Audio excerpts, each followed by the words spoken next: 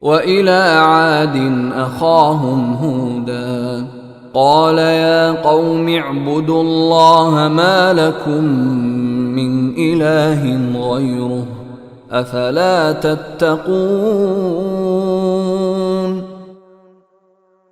اور قوم عاد کی طرف ہم نے ان کے بھائی ہود کو بھیجا۔ انہوں نے کہا، اے میرے قوم، اللہ کی عبادت کرو، اس کے سوا تمہارا کوئی معبود نہیں، کیا پھر بھی تم اللہ سے نہیں ڈرو گے؟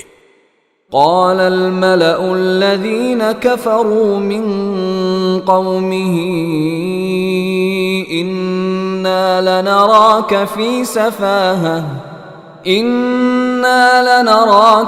سفاهة وإنا لنظنك من الكاذبين۔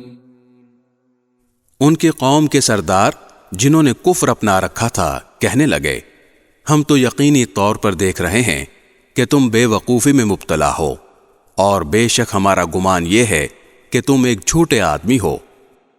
قال يا قوم ليس بي سفاهة ولكني رسول من رب العالمين۔